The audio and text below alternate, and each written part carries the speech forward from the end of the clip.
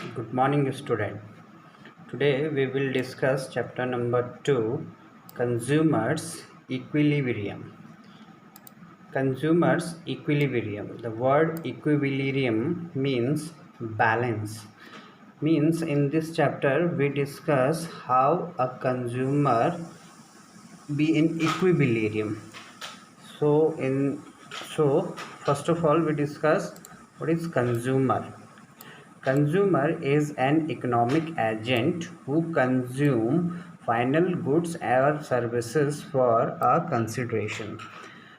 ठीक है, कंज्यूमर एक इकोनॉमिक एजेंट है जो डिफरेंट टाइप के गुड्स और सर्विसेज को कंज्यूम करता है। यानी हर वो व्यक्ति जो डिफरेंट टाइप के गुड्स एंड सर्विसेज को कंज्यूम करेगा उसे हम कहते हैं कंज्यूमर।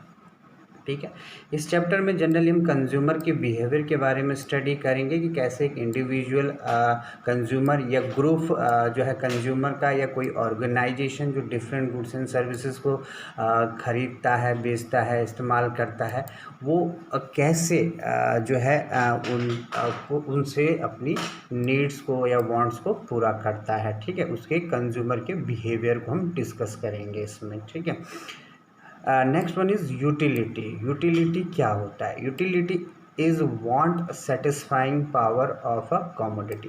देखिए, हर कमोडिटी के अंदर हमारी वांट्स को सेटिस्फाई करने की पावर होती है। तो किसी भी कमोडिटी के अंदर हमारी वांट्स को सेटिस्फाई करने की जो पावर होती है उसे ही हम क्या कहते हैं? यूटिलिटी कहते हैं। अब ये यूटिलिटी दो प्रकार की होती है, टोटल यूटिलिटी, मार्जिनल यूटिलिटी। ठीक है, टोटल यूटिलिटी क्या है? Total utility is the total satisfaction derived from consumption of given quantity of a commodity at a given time। देखिए, टोटल सेटिस्फैक्शन, हमें जितनी भी यूनिट हम किसी कमोडिटी की कंज्यूम कर रहे हैं उनसे हमें जो कुल सेटिस्फैक्शन मिल रहा है वो हमारी टोटल यूटिलिटी कहलाती है। मार्जिनल यूटिलिटी क्या है? Marginal utility is the change in the total utility. देखिए, अगर टोटल यूटिलिटी में कोई चेंज आता है, ठीक है, एक एडिशनल यूनिट को इस्तेमाल करने से, तो वो हमारा मार्जिनल यूटिलिटी कहलाता है। Next one is law of diminishing marginal utility. As consumer consume more and more units of a commodity, the marginal utility derived from each successive unit go on decline। देखो, law of diminishing marginal utility कहता है कि जैसे जैसे हम किसी commodity की ज़्यादा से ज़्यादा यूनिट कंज्यूम करेंगे तो हर यूनिट के बाद जो मार्जिनल यूटिलिटी है उस कमोडिटी की वो क्या होती जाएगी? डेक्लाइन, यानी कि उसमें कमी आती जाएगी। Consumer bundle. Consumer bundle is a quantitative combination of two goods which can be purchased by a consumer from his given income। देखिए, हर कंज्यूमर की अपनी एक इनकम होती है, उस इनकम से एक कंज्यूमर जो है डिफरेंट गुड्स को ख़रीदता है। तो डिफरेंट गुड्स का जो कॉम्बिनेशन हमारे सामने आता है उसे हम कंज्यूमर बंडल कहते हैं। Law of equi marginal utility, it state that when a consumer spends his income on different commodity, he will attain equilibrium or maximize his satisfaction at that point where ratio between marginal utility and price of different commodity are equal। देखिए, यहाँ पर कह रहे हैं, देखिए law of equi marginal utility क्या है? कह रहे हैं वो पॉइंट जहाँ पर मार्जिनल यूटिलिटी और प्राइस जो है डिफरेंट कमोडिटी का वो क्या हो जाता है? इक्वल हो जाता है। वो हमारा law of equi marginal utility कहलाता है। बजट सेट क्या है? Budget set is a quantitative combination of two goods which a consumer can purchase from given his income at prevailing market price.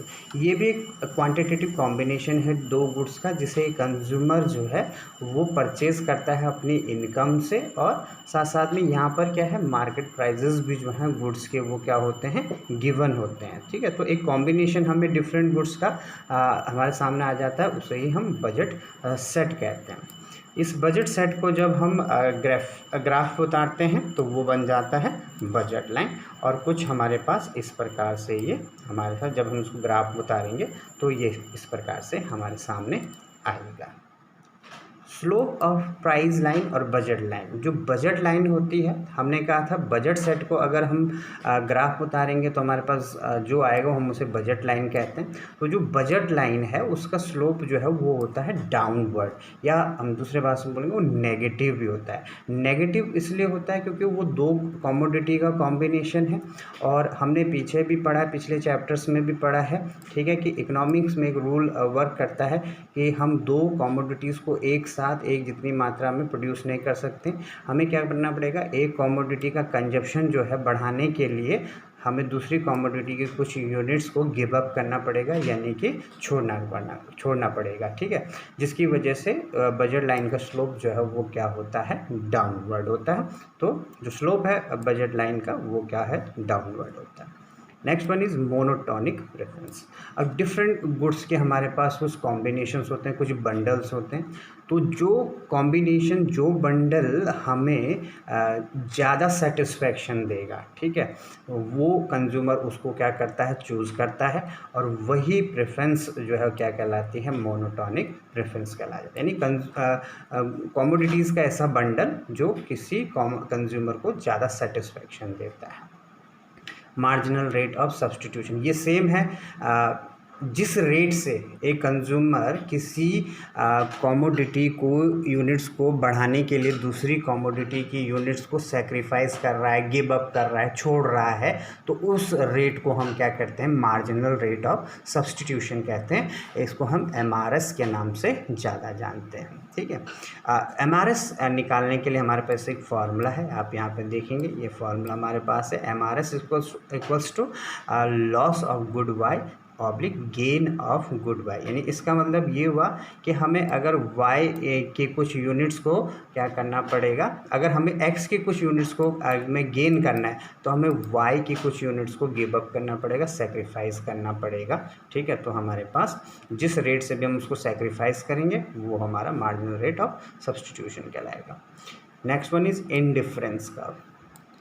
It is a curve showing different combination of two goods. Again ये भी क्या है, combination है two goods का, each combination offering same level of satisfaction. और ये ऐसा combination है गुड्स का जहाँ पर हर कॉम्बिनेशन से कंज्यूमर को क्या मिल रहा है, सेम लेवल का सेटिस्फैक्शन मिल रहा है, ठीक है। यानी दो गुड्स का ऐसी कॉम्बिनेशन जहाँ पर हर कॉम्बिनेशन से कंज्यूमर को एक जैसा संतुष्टि मिल रही है, वो आपका इंडिफरेंस कर्व कहलाता है या IC कहलाता है। अगर हम इसको ग्राफ उतारेंगे तो कुछ इस प्रकार से हमारे सामने इसका ग्राफ आएगा, आप देख रहे हैं। इसकी विशेषताएं क्या है, characteristics of IC। Indifference curve are negative slope, जैसा आप देख रहे हैं ये ऊपर से नीचे की तरफ आ रहा है, ठीक है, तो इसका स्लोप डाउनवर्ड होता है, लेफ्ट टू राइट होता है, ठीक है। Indifference curves are convex to the point of origin. It is due to diminishing marginal rate of substitution. Law of diminishing marginal rate of substitution की वजह से ये इसका जो शेप होता है पॉइंट टू ओरिजिन से वो कॉन्वेक्स होता है। इंडिफरेंस कर्व नेवर टच और इंटरसेक्ट ईच अदर। अगर हम यहाँ पर एक और इंडिफरेंस कर्व बनाएंगे तो वो दोनों एक दूसरे को कभी भी टच नहीं करेंगे, ठीक है। Higher indifference curve represent higher level of satisfaction. जो IC जो है इस पॉइंट ऑफ ओरिजिन से जितना दूर होगा वो हमें उतना ज़्यादा सेटिस्फैक्शन को दर्शाएगा। Difference between cardinal and ordinal utility, ये बहुत इंपॉर्टेंट टॉपिक है, 3 नंबर में अक्सर पूछ लिया जाता है। देखिए cardinal utility it refers to measurement of utility in terms of number. देखिए जब हम यूटिलिटी को नंबर्स में मेज़र करते हैं तो वो कार्डिनल यूटिलिटी कहलाती है, ठीक है। और कभी कभी यूटिलिटी को हम नंबर में मेज़र नहीं कर सकते हैं, ठीक है, केवल हम कंपैरिजन करते हैं उसमें, ठीक है। तो जब हम यूटिलिटी को केवल कंपैरिजन के आधार पर मेज़र करते हैं तो वो हमारी जो है ऑर्डिनल यूटिलिटी कहलाती है। जब हम यूटिलिटी को नंबर के आधार पर करते हैं तो वो कार्डिनल यूटिलिटी कहलाती है।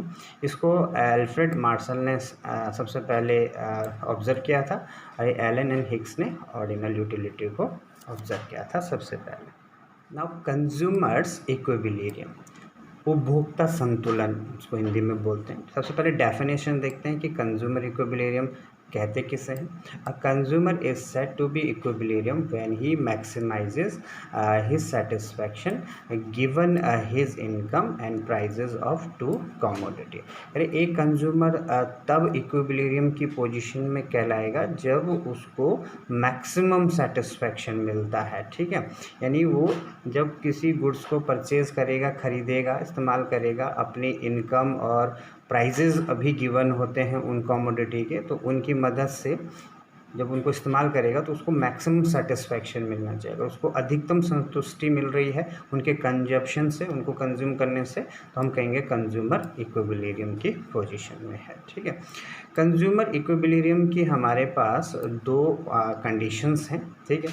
जब कोई कंज्यूमर एक कमोडिटी को इस्तेमाल कर रहा हो तब उसको कैसे इक्विलिब्रियम मिलेगा, और जब वो बहुत सारी कमोडिटी या दो से अधिक कमोडिटी को इस्तेमाल कर रहा हो तो उसको कैसे इक्विलिब्रियम मिलेगा। तो one commodity case in case of single commodity consumer attains equilibrium when ये जब ये इस कंडीशन को फुलफिल करेगा, mu x upon P X equals to mu m और mu x upon mu m और px, ठीक है। It implies that in a state of equilibrium ratio of marginal utility of x and marginal utility of money is equal to price of commodity, ठीक है। वो जो marginal utility है x commodity की और जो मार्जिनल यूटिलिटी है money की, उनका रेशियो जो है वो प्राइस जो है कमोडिटी के उसके बराबर होना चाहिए, ठीक है। जब ये कंडीशन फुलफिल हो जाएगी तो एक कंज्यूमर को एक कमोडिटी के केस में इक्विलिब्रियम मिल जाएगा।